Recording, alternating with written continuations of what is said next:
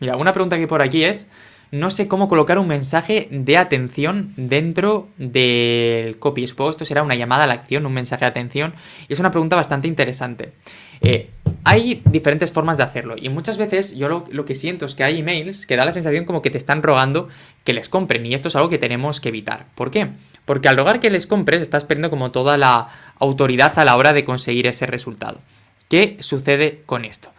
Cuando tú haces un email, hay diferentes formas de plantear los CTAs. Hay formas de decir, estoy desesperado, haz clic por favor y vamos a hacer las cosas bien. Y hay maneras en las que pasa justamente lo contrario, que decimos, oye, a mí me da igual si pinchas o no, si pinchas va a ser mejor para ti. Y como te puedes imaginar, a la hora de cerrar una venta es mucho más interesante el punto número 2 de me da igual, es tu decisión, que el punto número 1, porque en todo esto lo que sucede es que cuanto más tengas la sartén por el mango a la hora de decidir, más sencillo va a ser que puedas hacer las cosas de una manera correcta, de una manera adecuada.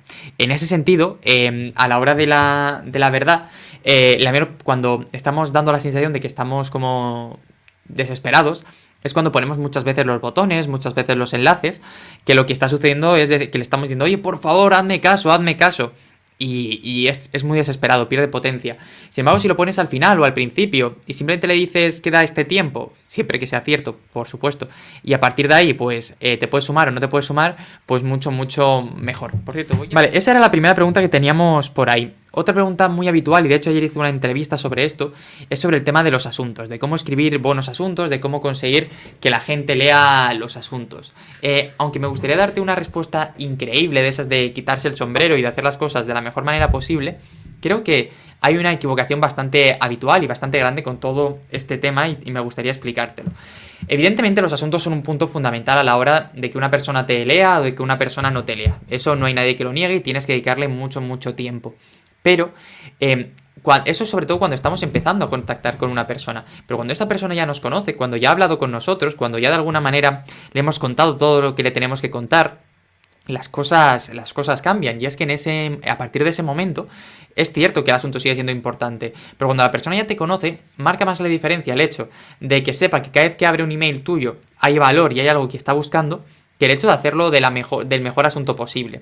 ¿Por qué? Porque yo te lo cuento con total confianza y gente a la que le abro la newsletter o el correo sin leer el asunto, simplemente porque sé que es de fulanito fulanita y sé que lo que cuenta fulanito fulanita pues es algo interesante, así que lo abro. Y luego hay gente en la que me tiene que convencer mucho más. Con esto te quiero decir que a medio o largo plazo la apuesta del valor, de aportar, de hacer las cosas bien suele ser mucho más interesante que la de no hacerlo, así que en ese sentido yo te animo encarecidamente a que lo intentes hacer porque va a hacer que la cosa sea bastante más sencilla y más potente. Me preguntan aquí que qué elementos destacaría yo a la hora de crear un asunto. Bueno, volvemos al tema de los asuntos, que es bastante interesante. Con todo este tema yo lo que te diría es que tampoco te complicarás demasiado la vida a la hora de crear los asuntos. Es decir, plantéatelos bien, pero sobre todo tienes que intentar tener 3 ingredientes que son bastante potentes a la hora de vender. Y estos ingredientes son, número 1, beneficio. Bueno, vamos a empezar mejor por el principio. Número 1 es la curiosidad.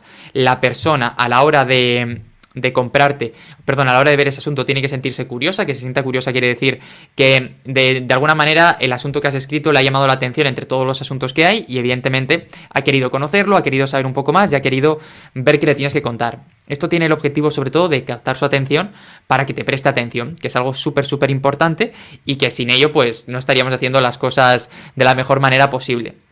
Número 2, el número 2 sería el beneficio. Vale, una vez hemos captado su atención y le estamos diciendo, oye, lo que te voy a contar es interesante, tenemos que contarle por qué es interesante para ella y esto implica explicarle cuál es el beneficio que va a tener el hecho de abrirlo. Al final, piensa que estamos en un contexto en el que estamos diciéndole, oye, invierte un poco de tu tiempo, que estoy seguro de que no es mucho, en leer mi correo, que puede ser desde un correo de 30 segundos hasta un correo de 3 horas, ¿no? Bueno, 3 horas no, igual no, pero de 10 minutos. Entonces, esto hay que hacerlo muy bien, con mucho tacto, para hacer las cosas de la mejor manera posible. Y en el punto número 3 está el contraste, que es la última vuelta de tuerca para intentar hacer las cosas de la mejor manera posible y que así consigamos los resultados chulos. La última pregunta que había sobre correos es sobre el tema de emojis. Sí, emojis no. Bueno, yo aquí te recomiendo que mires mucho lo que hace tu competencia. Hay un concepto en marketing que se llama rotura de patrón, que para mí es súper interesante, que lo que busca la rotura de patrón básicamente es el hecho de de hacer las cosas distintas a como lo está haciendo tu competencia. ¿Por qué hay que hacer las cosas diferentes? Para llamar la atención. Es un poco con lo que estamos haciendo antes. Si hacemos lo mismo que todos, al final va a ser muy complicado el hecho de captar su atención, de captar su mirada, etcétera.